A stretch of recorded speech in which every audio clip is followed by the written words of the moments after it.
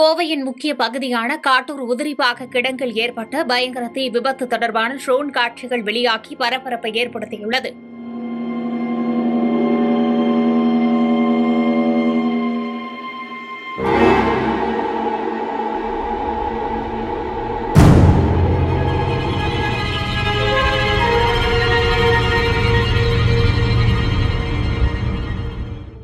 கோவை மாவட்டம் காட்டூர்பட்டில் ரோட்டில் உள்ள தனியார் உதிரிபாக கடையில் ஏற்பட்ட தீ மளமிளவென அருகில் இருந்த குடியிருப்புகளுக்கும் பரவியதால் பெரும் பதற்றம் ஏற்பட்டது. குறுகலான வீதிகள் காரணமாக தீயணைப்பு வீரர்கள் சிரமப்பட்ட நிலையில் விமானப்படை மற்றும் கடற்படையின் பிரத்யேக ஃபோம் ரக வாகனங்கள் வரவழைக்கப்பட்டன. மாவட்ட ஆட்சியர் மற்றும் காவல் ஆணையர் முன்னிலையில் சுமார் 2.5 மணி நேர போராட்டத்திற்கு பிறகு தீ அணைக்கப்பட்டது.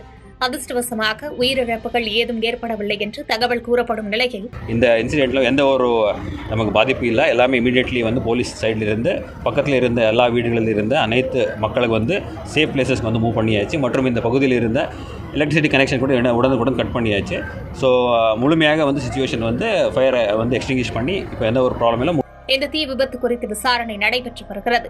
இதைத் தொடர்ந்து செய்தியாளர்களுக்கு பேட்டியளித்த மாவட்ட ஆட்சித்தலைவர் பவன்குமார் மற்றும் காவல்துறை ஆணையர் கண்ணன் ஆகியோர் ராணுவ படைகளின் உதவியுடன் பெரும் போராட்டத்திற்கு பின்பு தீ கட்டுக்குள் கொண்டுவரப்பட்டதாக விளக்கமளித்தனர்.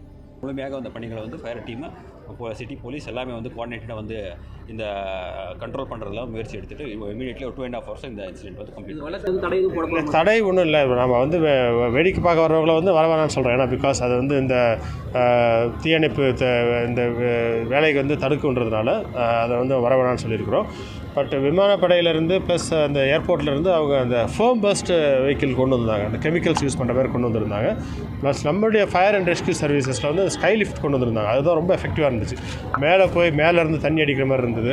நம்ம தமிழ்நாடு ஃபயர் சர்வீஸில் இருந்தும் நிறைய வெஹிக்கிள்ஸ் இமீடியட்டாக டிஎஃப்ஓ மொபிலைஸ் பண்ணியிருந்தார். நிறைய ஃபயர் ரெஸ்க்யூ ஒர்க்கர்ஸ் அவங்க உள்ளே போய் ரொம்ப முனைப்பாக ஃபயரை கண்ட்ரோல் பண்ணாங்க. அது எல்லாமே இப்போ விசாரணை இன்வெஸ்டிகேஷன் கேஸ் ரிஜிஸ்டர் பண்ணுவோம். நம்ம ஆக்சிடென்டல் ஃபயர் கேஸ் ரிஜிஸ்டர் பண்ணி அதை இன்வெஸ்டிகேட் பண்ணுவோம். இன்வெஸ்டிகேட் பண்ணும்போது டீட்டெயில்ஸ்லாம் தெரிய வரும்.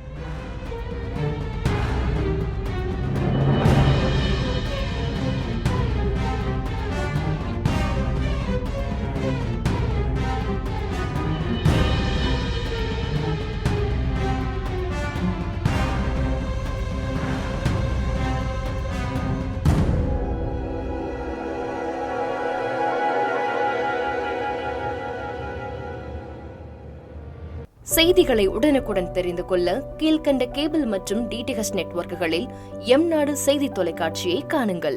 பாதகம் செய்பவரை கண்டால் நாம் பயம் கொள்ளலாகாது பாப்பா.